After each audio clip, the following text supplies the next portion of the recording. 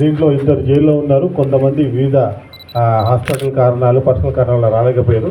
వాళ్ళందరూ కూడా next week వాళ్ళకి ఏసీపీ జనగాం గారు నెక్స్ట్ వీక్ వాళ్ళందరూ కూడా ప్రజెంట్ తీసుకోండి. వాళ్ళకి కూడా కౌన్సిలింగ్ చేయాల్సిన అవసరం ఉన్నది. ఆ తర్వాత ముఖ్యంగా ఈరోజు ఈ యొక్క మీటింగ్లో గమనించిందంటే వాళ్ళే చెప్తున్నారు, మేము క్షణికావేశంలో కొన్ని ఆఫీసులో పాల్పడ్డాం, దాని పర్యవసరం ఇదని.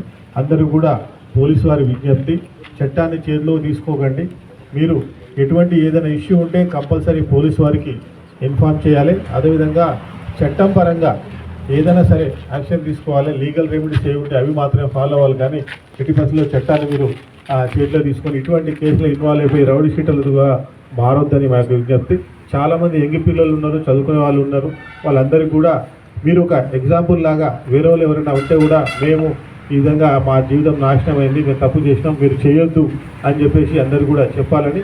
అదేవిధంగా ముఖ్యంగా మేము ఈ ల్యాండ్ డిస్ప్యూట్లో ఇన్వాల్వ్ అయిన రౌడీ షీటర్ల మీద పీడీ యాక్ట్ పెట్టదలుచుకున్నాం.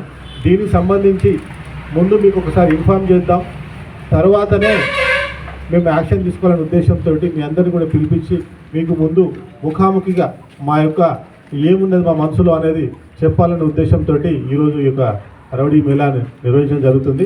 మీ అందరికీ కూడా ఆ పోలీస్ వారి హెచ్చరిక, ఎట్టి పరిస్థితుల్లో మీరందరూ కూడా ఈ రౌడీ షీటర్స్ పేరు ఉన్న వాళ్ళందరూ కూడా ఎటువంటి ల్యాండ్ డిస్ప్యూట్లో కానీ ఎటువంటి అఫెన్స్లో కూడా ఇన్వాల్వ్ కావద్దని పోలీస్ వారి హెచ్చరిక. ఒకవేళ మీరు ఇన్వాల్వ్ అయినట్టయితే కంపల్సరీ మీ మీద పీడీ యాక్ట్ అమలు చేస్తాం. ఆ పర్యవసనాలు మీకు చాలా ఇబ్బందిగా ఉంటాయి. కాబట్టి మీరు మా సలహాను పాటించి ఎట్టి పరిస్థితుల్లో మీరందరూ కూడా ఏ కేసులో ఇన్వాల్వ్ కావద్దు, ఏ ల్యాండ్ డిస్ప్యూట్లో ఇన్వాల్వ్ కావద్దు. ఎటువంటిది కూడా మేము చేయలేదు సార్, మాకు ఎవరో చేసి మా పేరు చెప్పినని కాకుండా మీరు మీ ఇన్వాల్వ్మెంట్ లేకున్నా అదేవిధంగా మీ యొక్క ఇన్వెస్టిగేషన్ కూడా ఉండకూడదు. వేరే కేసులు వేరే వాళ్ళతో కూడా చేయించొద్దు. అందరూ కూడా చూస్తే మంచి కుటుంబంలో ఉన్నట్టుగా అనిపిస్తుంది. అందరూ కూడా మంచి వృత్తి చేసుకుంటున్నారు. చేసిన తప్పుని మీరు ఒకసారి మేము చేసిన తప్పని అనుకుంటున్నారు.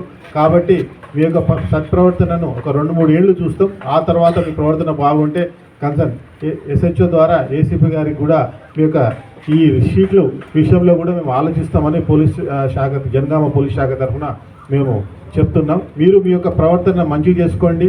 మీరు మంచిగా మారారంటే మీ దగ్గర జరుగుతున్న ఏవైనా సరే ఈ గుడంబా కావచ్చు, గుట్కా కావచ్చు, ఈ యొక్క గాంజా రవాణా ఏదున్న ఇన్ఫర్మేషన్, మంచి ఇన్ఫర్మేషన్ ఇవ్వాలని చెప్పేసి మీ దగ్గరికి ఏదైనా ఇన్ఫర్మేషన్ వస్తే మాకు పోలీస్ వారికి కూడా షేర్ చేయాలని, తద్వారా మీ యొక్క మంచితనాన్ని మాకు తెలిసే విధంగా చేయాలి.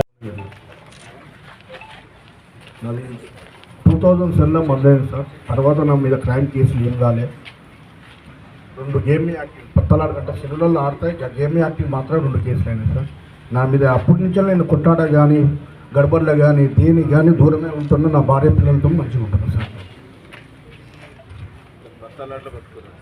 అది పత్తలాట అంటే సెల్లులలో ఆడితే అది అయింది సార్. మేము పత్తలాట కూడా పత్తలాడి నాకు దొరకలేదు సార్. నేను 2000లో అయింది సార్ ఒక కేసు. ఆ కేసు తర్వాత నా మీద క్రైమ్ కేసులు కానీ ఇలాంటి కేసులు వస్తారు నాకు మటన్ కేసు 2007లో అయింది. తర్వాత భార్య పిల్లలు తీసుకొని నేను భువనగిరిలో ఉంటున్నాను సార్. ఓటర్ నడుపుకుని బతున్నా సార్. భువనగిరిలో ఇప్పుడు పీజీ హాస్టల్ అని హాస్టల్ ఓటర్ ఉన్నారు సార్. నాది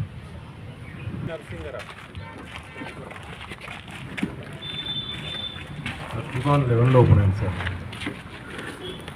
అప్పుడు స్టూడెంట్స్ మీద మన దాసరవాణి పొలిటికల్లో నాకు పేరు మీద తీశారు సార్.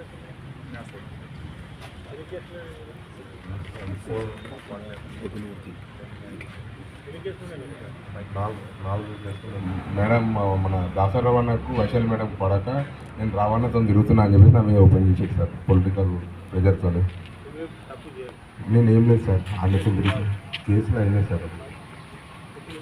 సార్ ఇప్పుడు సైలెంట్ బిజినెస్ చేసుకుంటున్నా సార్. నేను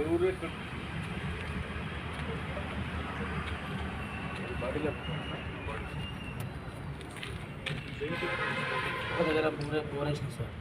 బోర్ వేస్తే పక్క బండి బోర్ను నా బోర్లో బోర్ వేసాడని నా మీద కేసు పెట్టారు సార్. రంగనాపల్లి దగ్గర మేకలు కట్టు. ఇంకొకటైనా ఇంకా విషయంలో ఒక ఇద్దరిని కొట్టినా సార్ ఫస్ట్. తర్వాత వచ్చేసి నేను 7 ఎకరాల భూమి కొనుక్కున్నా సార్.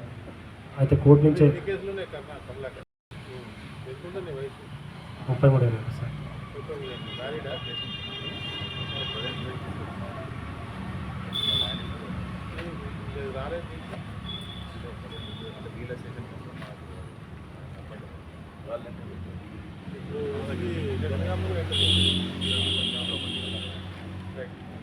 ల్యాండ్ తీసుకుని ఇన్వాల్వ్ అవుతున్నావా? మొన్న కోర్టుకు వెళ్ళాను సార్, కోర్టుకి వెళ్ళామన్న అడ్వకేట్. కోర్టుకి వెళ్ళిన తర్వాత ఇంజక్షన్ వచ్చిన తర్వాత మీరు కోర్టులో చూసుకోండి అమ్మా, ఊరికే ల్యాండ్ మీద పోకండి అని చెప్పింది సార్.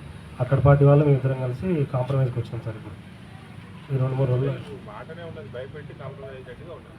ప్రతి మాట మాట్లాడితే కాంప్రమైజ్ అంటున్నాం అంటే ఇదేమో వేరే ఉన్నది. లేదు సార్. మన కేసులో కూడా ఒక లేడీ దగ్గర ₹1,00,000 ల్యాండ్ దగ్గర అమ్మిస్తారు. ₹1,00,000 ఇస్తాను చెప్పేసి దగ్గర అమ్మిస్తారు. ఇంకో కేసు మీ రిజిస్టర్ అయితే సార్ కంపల్సరీ మీరు మీడియాకి పెట్టి